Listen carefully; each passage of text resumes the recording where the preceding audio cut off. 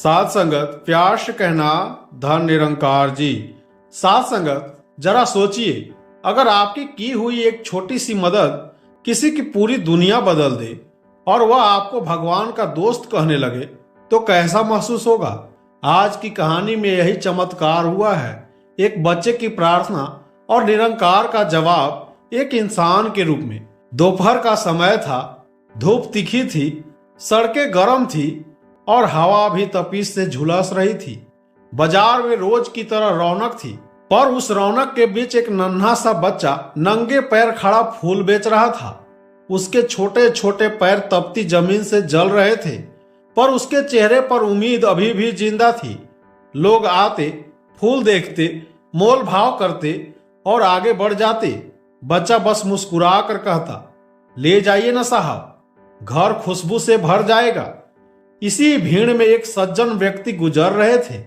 जैसे ही उनकी नजर बच्चे के फटे जले हुए पैर पर गई, दिल पिघल गया। उन्होंने रुककर धीरे से पूछा, बेटा नंगे पैर क्यों खड़े हो? बच्चे ने मासूमियत से कहा, साहब पैसों की कमी है, जूते खरीद नहीं सकता, लेकिन माँ कहती है कि मेहनत करने वाले को निरंकार खुद रास्ता दिखाता है। उस व्यक्ति के मन में करुणा उमड़ पड़ी।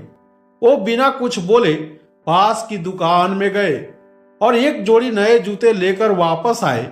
बच्चे के पास आकर बोले, बेटा ये जूते पहन लो। बच्चे की आंखें चमक उठी। उसने तुरंत जूते पहने, जैसे किसी ने उसके पैर पर ठंडा पानी डाल दिया हो। वह खुशी से उछल पड़ा। अगले ही पल उसने उस सज्जन का हाथ पकड़ लिया और बोला, साहब आप भगवान हो। सज्जन घबरा गए। नहीं बेटा, मैं भगवान नहीं हूं। बच्चे ने मुस्कुराते हुए कहा, तो फिर आप भगवान के दोस्त जरूर होंगे, क्योंकि मैंने कल रात निरंकार से प्रार्थना की थी, हे निरंकार मेरे पैर बहुत जलते हैं, मुझे जूते दिला दो, और आज आप आ गए।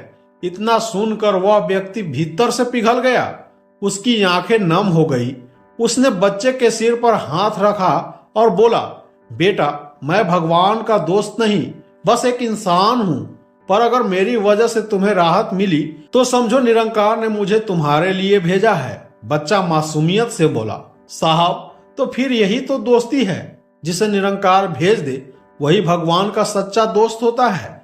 इसके बाद वह बच्चा फिर से फूल बेचने लगा, लेकिन इस बार उसके कदम गर्म जमीन पर नहीं जल रहे थे, बल्कि उसके दिल में ठंडी ठंडी शांति उतर चुकी थी, क्योंकि उसे महसूस हो गया था कि निरंकार ने उसकी दुआ सुन ली है। साध संगत, निरंकार कभी सीधे चमत्कार नहीं दिखाता।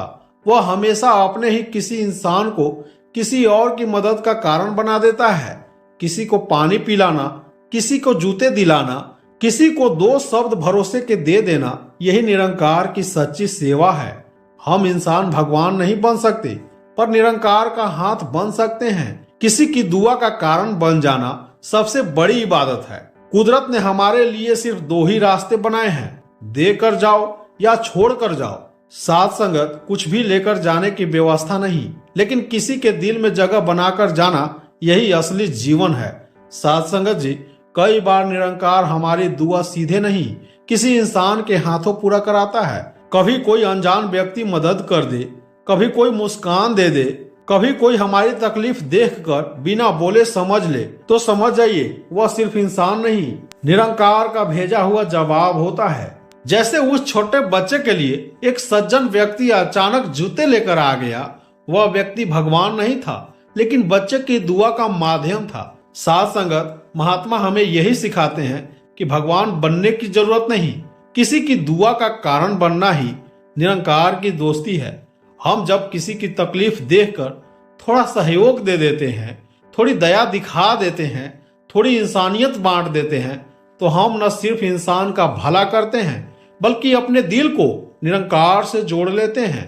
कुदरत ने हमारे लिए सिर्फ दो ही रास्ते बनाए हैं, या तो देकर जाओ या छोड़ कर जाओ।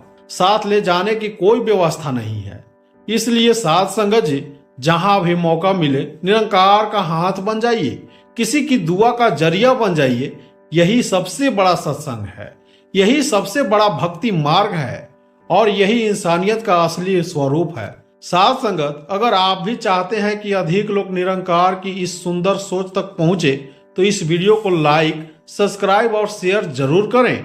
हर दिन नई प्रेरणादायक निरंकारी कहानियां पाने के लिए हमारे साथ जुड़े रहें। धन निरंकार जी।